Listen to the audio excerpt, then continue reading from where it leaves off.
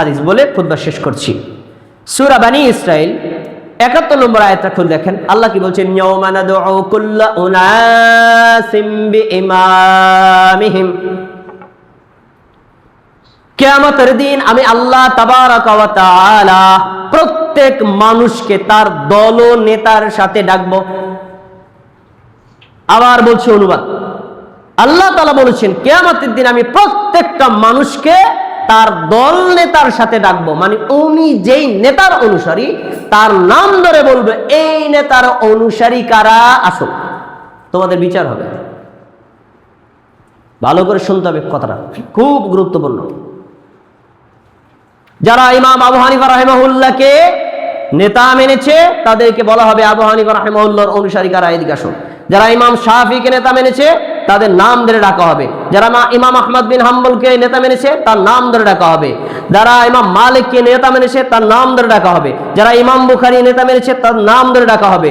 যারা অন্য কোনো পার্থিব কোনো নেতাকে নেতা মেনেছে তার নাম ধরে ডাকা হবে। এইভাবে প্রত্যেক দলনেতার সাথে তার অনুসারীদেরকে, তার কর্মীদেরকে ডাকা হবে, তারপরে তার বিচার করা হবে। এইভাবে যারা বিভিন্ন নেতাকে আদর্শ, আইডল, আইকন মেনে তাদের অনুসরণ করেছে, কিয়ামতের দিন তার নেতার সামনে তাদেরকে তাদের বিচার করা হবে। এখন আপনাদের কাছে প্রশ্ন, আপনাদের নেতা কে? দেখেন, আপনারা অকপটে বলে দিয়েছেন আপনাদের নেতাকে। আপনারা যা বলছেন আরো 1250 বছর আগে আল্লামা ইবনে কাসীর রাহিমাহুল্লাহ এই আয়াতের ব্যাখ্যায় বলেছেন। তিনি কি বলেছেন? ওয়াকালা বা'দুস সালাফ, ইমাম ইবনে কাসীর রাহিমাহুল্লাহ বলেন, কতিপয় সালফে সালিহিন বলেছেন, হাযা আকবারু শারফুল লিআসহাবিল হাদিস লিআন্না ইমামাহুমুন নবী সাল্লাল্লাহু আলাইহি ওয়াসাল্লাম। এই আয়াতের মধ্যে যারা আহলে হাদিস, যারা হাদিসের অনুসারী, তাদের জন্য এক সমান মর্যাদা রয়েছে। কেননা তাদের নেতা হলেন সকল নেতার নেতা, সকল নবীদের নেতা, সকল রাসূলদের নেতা। তিনি কে বলেন? মুহাম্মদ সাল্লাল্লাহু আলাইহি ওয়াসাল্লাম।